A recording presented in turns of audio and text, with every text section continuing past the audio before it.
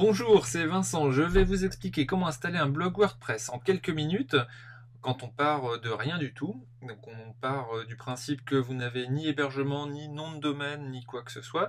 Vous allez voir, c'est très simple.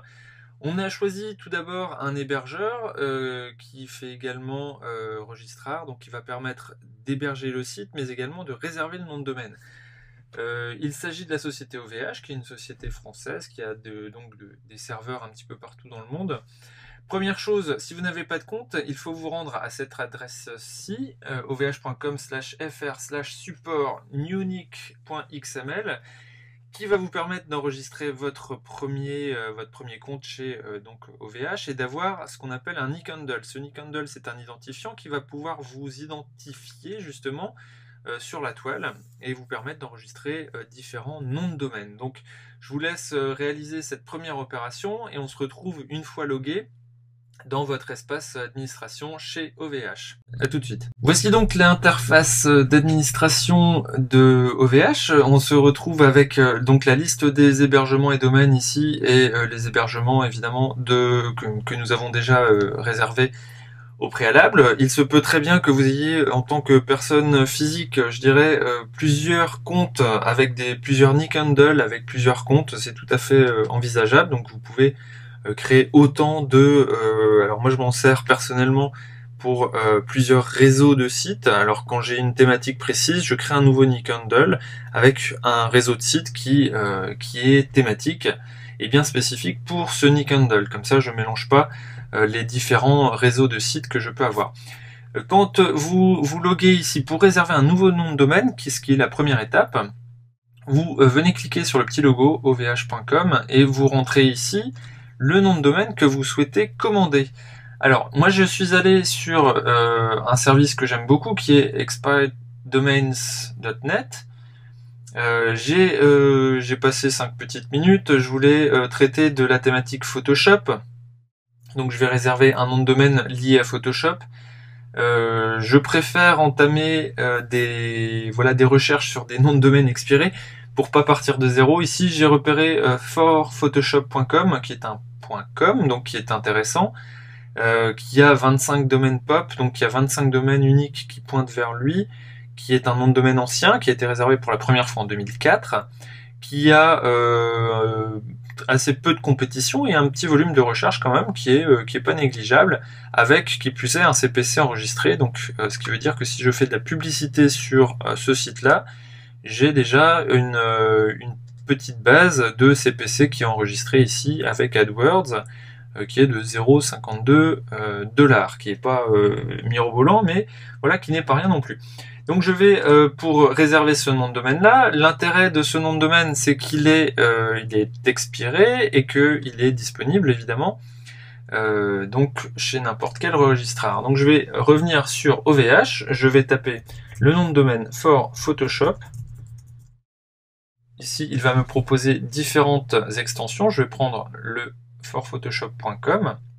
Alors ce nom de domaine peut être sympa pour justement décliner différentes choses. For Photoshop, ça veut dire en anglais pour Photoshop, donc on peut imaginer très bien des filtres pour Photoshop, des textures pour Photoshop, des actions pour Photoshop. Donc il y a toute une série de déclinaisons de ce site, enfin de ce nom de domaine, pardon, qui peuvent être intéressants pour le site. Voilà, donc on arrive ici. forphotoshop.com est disponible. Créer d'autres domaines. Donc moi je vais pas réserver le .fr, .cc, .mi, donc je vais juste continuer. Arrivé ici, je coche la case DNS classique. Ici, je n'ai pas besoin de serveur Anycast, qui est un serveur qui permet d'améliorer la vitesse du site internet. Ça peut être intéressant, mais ici, je vais avoir des sites internet qui vont être très légers, justement, donc il n'y a aucun intérêt que je paye, même ne serait-ce qu'1 € de plus par an. Je choisis ensuite l'offre Gold, donc qui est l'offre standard, qui ne coûte rien. Étape suivante, je sélectionne ici la version perso, qui permet un hébergement de 1000 gigaoctets 10 comptes email de 2 gigas et une base SQL perso. Donc ça c'est vraiment important parce que pour un blog WordPress on a vraiment besoin d'une base SQL, donc qui est une base de données. Donc on sélectionne ici pour 1,99€ hors taxe. Et ici, on va utiliser disons l'option la moins chère, utiliser le CDN Geocache 3 POP inclus dans l'offre. Il n'y a aucune il y a aucune raison d'aller plus loin. Tout ça, ce sont alors ici l'option CDN Geocache 17 POP permet d'aller un peu plus vite encore.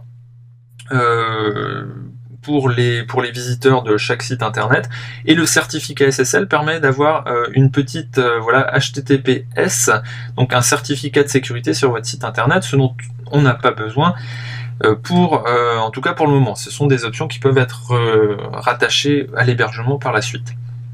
Et on se retrouve sur le formulaire de commande qui récapitule ce qu'on a dit. Donc, je vais voir ici si tout se passe bien. Donc, hop, pardon. Alors, j'ai un nom de domaine qui va m'être offert la première année de l'hébergement. Donc, une fois que je prends l'hébergement, ça m'est offert. Compris dans le plan, donc, tac, il y a 10 adresses email. L'hébergement, donc, c'est un hébergement mutualisé perso pour 1 an. J'en ai pris un, ça va me coûter 23,88€ par an, ce qui est tout à fait raisonnable. Le géocache CDN 3 POP, évidemment, qui est à 0€, et la création d'un domaine qui est en .com pour 1 an, 6,99€. Voilà, donc on se retrouve avec une commande qui est bonne. On va donc continuer. Alors, l'étape d'après consiste à vérifier les contacts. Ici, vous vérifiez que vous êtes bien le propriétaire, l'administrateur, la technique et la facturation de votre nom de domaine. Comme ça, vous pourrez être contacté, qu'il s'agisse d'une question de propriété, d'administration, de technique ou de facturation. L'étape suivante consiste à masquer plus ou moins les informations sur le Whois. Donc, vos informations ne seront pas tout à fait publiques. C'est une option qui est effectuée de manière, par défaut chez OVH, donc je la laisse, évidemment, hop. Ici, la validation du contrat va vous permettre, donc alors si vous avez le courage de lire tout, moi, je les ai lus une fois il y a quelques années, depuis ça a changé un petit peu, notamment sur les CDN, mais sinon il n'y a rien de particulier chez OVH, il n'y a pas de piège, plus qu'ailleurs en tout cas. Donc j'ai pris connaissance et je valide. L'étape d'après consiste à valider la commande et de choisir son option de paiement. Ici, nous allons choisir l'option paiement par carte bancaire. On peut également payer par PayPal. Ce qui est très intéressant dans ces deux options, c'est que la création du domaine et de l'hébergement va être faite très rapidement. Donc vous pouvez vous attendre à un délai de un quart d'heure, une demi-heure, et vous avez la possibilité déjà de travailler sur votre site internet. Donc moi je vais sélectionner la partie paiement par carte bancaire, et j'arrive sur l'interface de paiement, ici, qui est gérée par Web Affaires. Vous le voyez de cette manière ici, et je vais rentrer mes numéros de carte bancaire, ce que je vais faire de manière tout à fait anonyme. Donc je vous retrouve dès que j'ai acheté ce nom de domaine pour pouvoir installer l'hébergement, la base de données et le blog WordPress. Alors j'ai bien effectué le paiement de forphotoshop.com, nom de domaine pour lequel je suis l'heureux propriétaire dorénavant. Donc je le retrouve dans mon interface OVH qui a été mise à jour. Voilà, ça m'a pris environ 10 minutes pour qu'elle apparaisse ici. Donc j'ai bien le nom de domaine forphotoshop.com qui est dans ma liste de noms de domaine que je gère. Et j'ai reçu également un petit email de la part d'OVH m'indiquant que j'étais bien le nouveau propriétaire, que j'avais un accès rapide si je voulais commencer à travailler bourbourg sur le site internet. Je pouvais, avec un serveur, enfin un nom de domaine temporaire qui va me permettre de commencer à travailler immédiatement sur le site. Faut savoir que le nom de domaine forphotoshop.com peut être actif en plusieurs heures si vraiment il y a un gros délai d'attente. En général, honnêtement, ça prend rarement plus de 2 heures. Voilà, donc j'ai également dans cet email quelque chose d'important qui sont mes codes FTP. Alors les codes FTP sont des codes très importants qui vont vous permettre de vous loguer sur votre serveur, donc le serveur qui est chez OVH que vous venez d'acheter pour dans le cadre de l'hébergement perso. Donc avec ces codes serveur FTP, login utilisateur et mot de passe, vous avez accès au serveur distant, c'est-à-dire que c'est l'espace web sur lequel vous allez placer vos fichiers, en l'occurrence votre version, votre script WordPress. Donc je vais vous expliquer tout ça, comment réaliser cette opération. Avant toute chose, il faut venir dans l'interface OVH. On va créer immédiatement la nouvelle base de données. Pour For Photoshop, donc on clique sur forphotoshop.com ici, donc sur votre nom de domaine en l'occurrence. Voilà, on arrive sur une interface dédiée, donc dans la petite liste en haut, vous voyez que vous travaillez bien sur le bon nom de domaine, et vous allez pouvoir cliquer sur hébergement. Dans hébergement ici, il y a beaucoup de choses, donc n'ayez pas peur, il n'y a rien de compliqué. Tout ce que vous avez à faire, c'est venir dans gestion SQL et créer une nouvelle base. Voilà, donc vous allez créer une nouvelle base SQL. Ici, vous choisissez donc le type de base. Évidemment, ici nous avons une seule base SQL incluse. Et vous allez donner le nom de la base qui va commencer évidemment par For Photo. Et ici, vous avez le choix entre 3 et 6 lettres. Moi je vais indiquer plusieurs choses. Hop. Et je valide. Voilà, donc l'opération a été exécutée avec succès. La modification sera effective d'ici quelques instants. Vous recevrez un email qu'il faudra garder précieusement, car ce message contiendra toutes les indications pour pouvoir remplir correctement vos fichiers de configuration WordPress. Voilà, donc on va attendre cet email. Voilà, donc on n'a pas attendu très longtemps pour recevoir le mail de la part d'OVH qui contient cette fois-ci les informations non plus de serveur FTP, mais des informations concernant la base MySQL qui va nous servir à mettre toutes les données de WordPress pour pouvoir les gérer par la suite. Donc dans cet email, vous avez des choses importantes qui sont situées ici sous MySQL.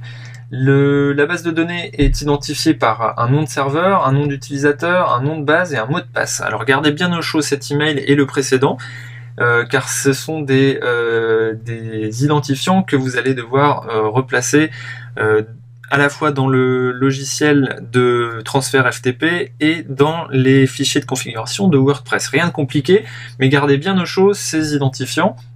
On va tout de suite aller télécharger la dernière version de WordPress. Donc vous allez pour cela dans Google, vous tapez WordPress et on va aller dans WordPress France. Voilà, et on télécharge ici, donc vous n'allez pas à vous soucier de grand chose.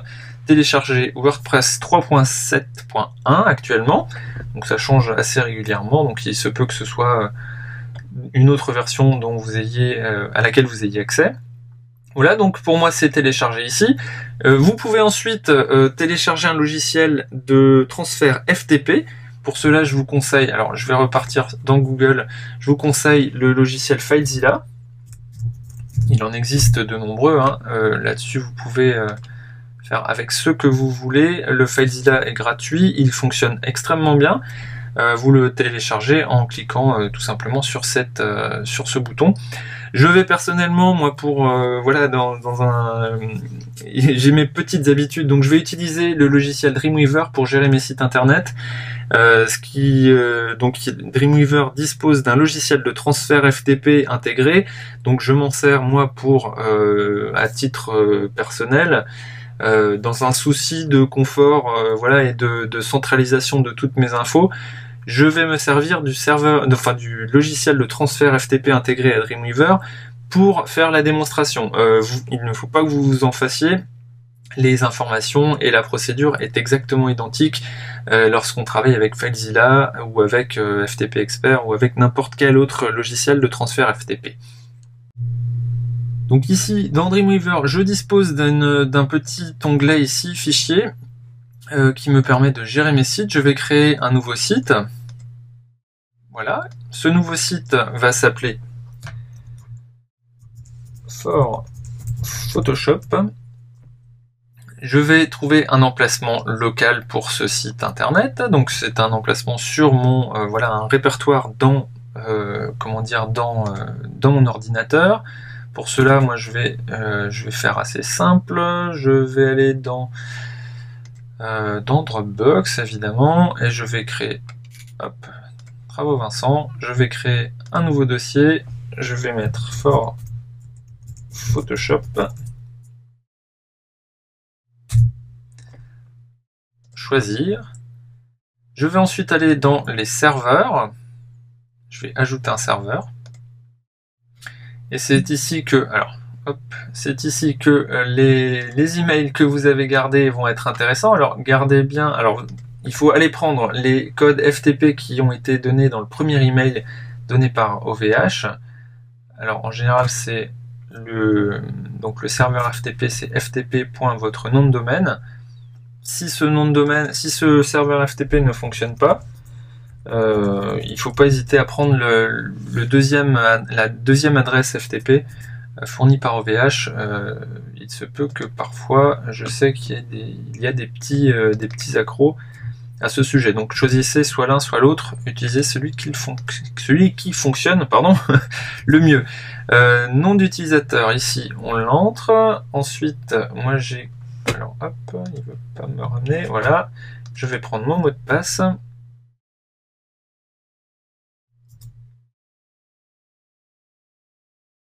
Répertoire racine. Alors le répertoire racine chez OVH, c'est le répertoire www. Le nom de domaine, enfin l'URL, ça va être forphotoshop.com, tout simplement. Et je vais tester d'abord mon serveur. Alors Dreamweaver s'est connecté avec succès au serveur web, donc il n'y a aucun souci. Je vais pouvoir enregistrer ma configuration. Et maintenant, je sais qu'en enregistrant ici, j'ai un nouveau nom de domaine, voilà, qui s'appelle For Photoshop. Et pour l'instant, mon affichage des fichiers locaux, il n'y a rien dedans. Je vais pour cela aller dans la version WordPress 4 ici. Et je vais retourner dans Dropbox, For Photoshop, voilà. Et je vais glisser tous mes fichiers WordPress. Voilà, donc je me retrouve avec un vrai dossier For Photoshop avec toute une série de fichiers sur WordPress. Il y a un fichier qui est très important, qui est le wp-config sample. Alors, vous allez pouvoir ouvrir ce fichier, avec un éditeur de texte. Moi, je vais l'ouvrir avec Dreamweaver. Mais n'importe quel éditeur de texte classique, un notepad, même le bloc-notes de Windows fonctionne très bien pour ça. Et ici, vous allez vous servir du deuxième email qui a été envoyé par OVH. Ce deuxième email contenait les identifiants de la base de données. Donc les identifiants de la base de données, vous allez voir d'abord l'adresse du serveur. L'adresse du serveur. Une fois que vous avez copié l'adresse du serveur, vous allez venir la coller ici, donc adresse de l'hébergement MySQL. Alors faites attention à ne pas manger sur les côtes. Voilà. Donc on colle le nom du serveur, le nom d'utilisateur, il est ici. Hop, on va venir le coller là où il faut. Le nom de la base, on prend le nom de la base, on le copie. C'est ici, on va le coller. Et le mot de passe, on le copie. On vient le coller. On peut descendre ici. Alors, à la ligne numéro 69, je vous conseille de changer le préfixe. C'est le préfixe des tables qui seront dans votre base de données. Donc, par défaut, ce sont des bases qui commencent par WP. Je vous conseille n'importe quel autre choix, mais ne pas garder la version par défaut, ce qui permet, ce qui est plus sûr, notamment vis-à-vis de toutes les actions de type pirate ou hacker qui peuvent être menées. Voilà, autant ne pas leur faciliter la tâche en laissant des choses par défaut. Donc ici, je vais changer le préfixe de mes tables dans WordPress. Une fois que vous avez fait ces modifications, vous faites enregistrer sous et vous allez enregistrer, mais en renommant le fichier wp-config. Donc vous enlevez le -sample et vous l'enregistrez exactement au même endroit. Voilà, une fois que vous avez fait ça, vous êtes tout à fait bon pour effectuer le transfert. Alors le transfert des fichiers que vous avez modifiés sur le serveur distant. Pour cela, il faut donc alors vous devez avoir, si vous utilisez FTP Expert ou FileZilla, vous avez quelque chose qui ressemble un petit peu plus à ce genre de choses. Alors ici, moi, de côté droit, j'ai mes fichiers qui sont les fichiers que j'ai modifiés, les fichiers qui sont sur mon ordinateur. Côté gauche, j'ai le serveur distant, je vais me connecter et je vais voir ce que j'ai au niveau du serveur. Pour l'instant, j'ai juste un fichier index.html qui est un fichier qui a été mis par défaut par VH, et je vais devoir transférer la totalité des fichiers qui sont sur mon ordinateur sur le serveur. Voilà. Donc pour ce faire, je sélectionne tout, j'enlève quand même le config sample, donc j'en ai pas besoin, le readme, le licence, voilà. Et je vais donc procéder au placement de ces fichiers donc sur le serveur. Je pense que dans FileZilla, il suffit de faire un glisser-déposer des fichiers de droite à gauche ou de gauche à droite, ça peut être également l'inverse. Ici, il suffit de cliquer sur la petite flèche et d'attendre. Voilà, donc pour le moment, alors c'est une opération qui peut durer un petit moment. Vous voyez, il y a énormément, alors on le voit pas encore, mais il y a énormément de fichiers à transférer, donc il faut prendre son mal en patience. Ça peut prendre plusieurs minutes, je vais attendre, et puis on se retrouve une fois que le transfert a été entièrement complété. Le transfert s'est bien déroulé, tout est OK sur le serveur, donc les fichiers sont bien passés. Ici, il y a un fichier qui s'appelle donc index.html. On a vu tout à l'heure que c'était le fichier par défaut qui permettait à OVH d'avoir quelque chose sur son serveur. On peut le supprimer immédiatement, on n'en aura pas besoin par la suite et va nous embêter plus qu'autre chose. Donc pour cela, vous le sélectionnez, vous appuyez sur la touche supprime et vous confirmez. Donc voilà. Il se peut que la modification soit pas active, soit pas visible tout le temps. Donc vous faites actualiser pour pouvoir avoir une vue à jour des fichiers qui sont présents sur votre serveur. Maintenant, ce qu'on va faire, donc une fois que tous les fichiers sont sur le serveur FTP, avec donc le bon WP config, on va aller sur votre navigateur et on va taper le nom de domaine.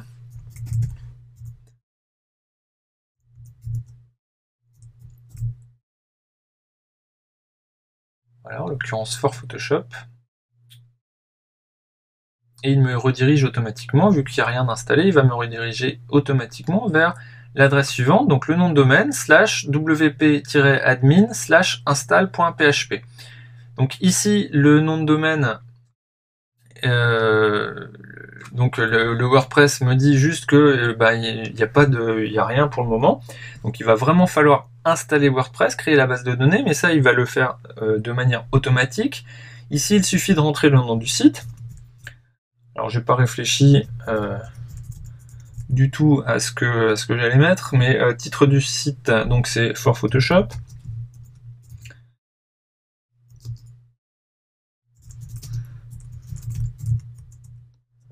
Voilà. On va même le mettre en anglais parce que je vais probablement le faire en anglais.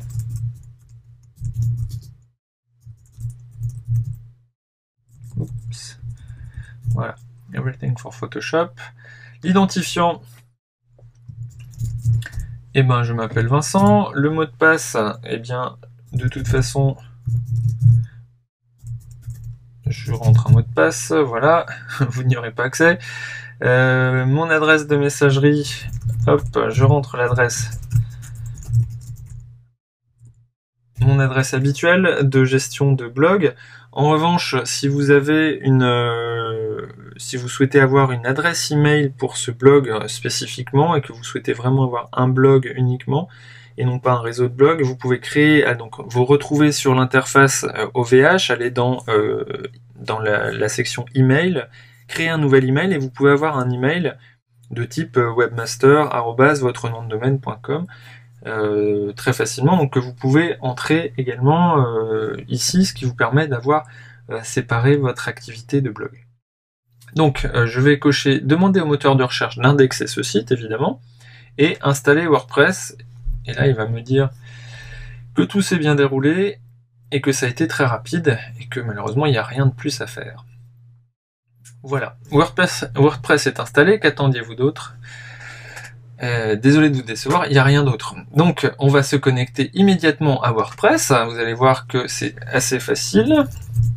Donc je rentre mon login et mon mot de passe, alors faut pas que je l'oublie déjà, je vais demander à ce qu'il se souvienne de moi. Voilà, et j'arrive dans l'interface administration de WordPress, donc ça c'est commun à tous les WordPress.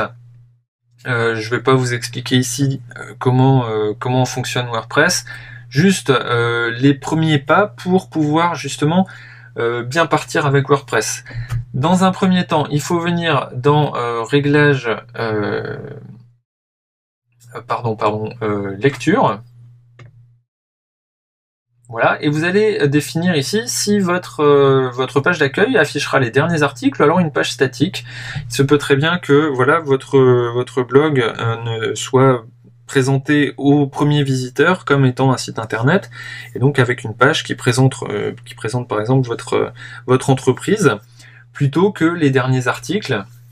Ici, moi, je vais laisser les derniers articles. Je veux que ce soit vraiment un blog, donc avec une forme d'actualité, donc que la page d'accueil présente, voilà, les 10 derniers articles, pardon, et que à chaque fois, ce soit le texte complet de l'article qui soit présent sur la page d'accueil. Donc, je vais peut-être pas en laisser 10, mais je vais laisser 5 articles sur la page d'accueil.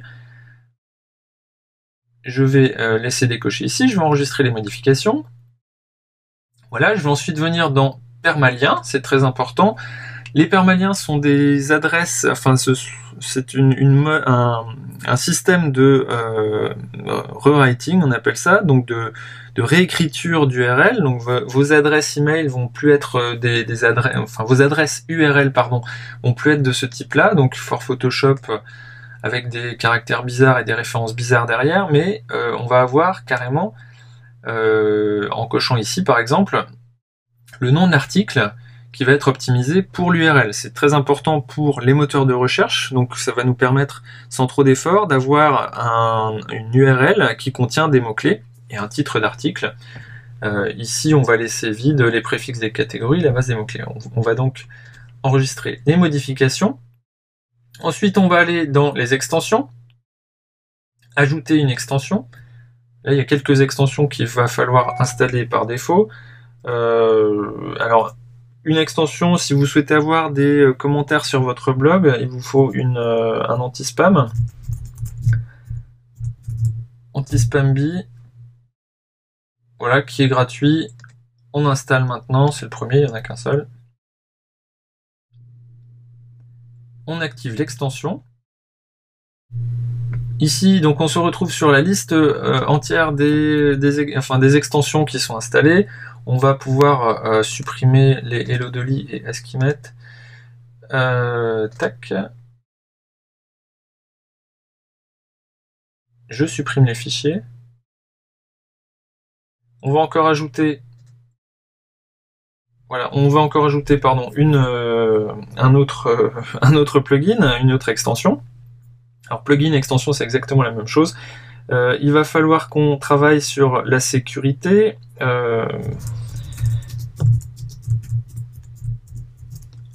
Alors je ne sais jamais si c'est exactement ce nom-là. C'est exactement ça. Donc on va installer le plugin de sécurité. Donc installer maintenant. Ce qui va renforcer la sécurité de votre blog WordPress. On active l'extension. On va encore rajouter deux autres plugins. Donc le troisième plugin, pardon, ça va être un plugin de cache qui va permettre d'augmenter la vitesse de votre site internet, ce qui est important pour à la fois vos visiteurs et pour les moteurs de recherche, ce qui est un critère de qualité pour plusieurs moteurs de recherche. Donc là-dessus, hop, moi j'utilise le plugin Total Cache. Voilà. Hop, installer maintenant. W3 Total Cache, on l'installe. Vous n'avez pas grand chose à faire, hein. Après, il va s'occuper de mettre en cache votre site internet pour le proposer plus rapidement à vos internautes. On active donc le W3 Total Cache. Et dernière extension que l'on va ajouter. C'est une extension pour un meilleur référencement naturel. Vous tapez SEO Yoast, vous allez trouver. Alors, où se trouve-t-il? Voilà, WordPress SEO by Yoast. C'est le quatrième. Vous cliquez dessus pour l'installer. Vous aurez grâce à cette extension pas mal de paramètres en plus pour optimiser votre site internet pour le référencement. Activez l'extension. Voilà, et maintenant on va se retrouver dans la partie extension. Hop, on va dégager ça, voilà.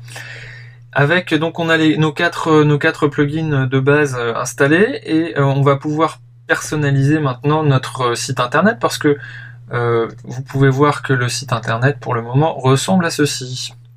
Donc c'est plutôt voilà, c'est pas si mal que ça. On peut s'en contenter et pourtant il existe ce qu'on appelle des thèmes qui sont des kits graphiques hein, plus ou moins pour personnaliser l'apparence de WordPress. Donc pour cela, on va aller dans Apparence thème, installer des thèmes. Alors, il y a SEO Yoast qui nous incite à personnaliser nos optimisations pour le référencement. On verra ça plus tard dans une autre vidéo. Et ici, on se retrouve dans Installer des thèmes. Vous voyez ici qu'on peut avoir un moteur de recherche pour trouver des thèmes qui nous intéressent. Donc on peut par exemple trier par couleur. On veut un noir ou on veut un blanc. Alors moi je veux plutôt un blanc d'ailleurs. Sur 2 colonnes avec une largeur fixe. Et on va essayer de trouver des thèmes. Voilà, donc il nous trouve toute une série de thèmes ici, avec certains aperçus qui peuvent être sympas, plus ou moins sympas. Donc ça, ce sont des thèmes gratuits. Donc faut pas non plus vous attendre à une qualité vraiment optimale ou avoir un vrai suivi derrière. Ce sont des choses plus ou moins basiques. On va pouvoir néanmoins trouver de quoi avoir quelque chose qui sorte de la version par défaut de WordPress. Par exemple, on va installer celui-ci. Installer maintenant. Voilà, on peut aller sur Activer. Et vous allez voir tout de suite que l'apparence de votre blog a changé. Il suffit d'actualiser. Voilà, donc on se retrouve avec une nouvelle. Voilà, ici c'est vraiment quelque chose qui est qui est vraiment super light, mais c'est ce que j'ai choisi. Donc on va pouvoir changer à la fois le titre ici. Vous voyez que le titre est trop long ici, et on va pouvoir travailler sur pas mal de choses avec un design complètement personnalisé. Grâce justement au thème qu'on vient de télécharger. Vous voyez que si vous voulez revenir à un thème précédent, donc le thème que l'on avait par défaut, c'est le 2013 qui est ici, donc avec juste un petit clic, vous pouvez le réactiver ou passer même au 2012, donc qui est la version précédente par défaut de WordPress. Donc voilà, pour le moment, je vais passer sur l'ajout d'articles, de pages et ce genre de choses. Je travaillerai ça dans une autre vidéo. J'espère que pour le moment, vous aurez réussi, grâce à cette petite vidéo, à installer votre premier blog WordPress. Si vous n'avez pas réussi, vous pouvez me laisser un commentaire ou me joindre directement par email par la suite. Vous trouverez quelques fichiers mémo, une fiche mémoire sous la vidéo ou directement sur mon site. Comme ça, vous aurez par écrit les étapes principales qui vont vous permettre d'installer un blog WordPress en quelques minutes. Voilà, j'espère que tout ça vous a plu. Je vous dis à très bientôt.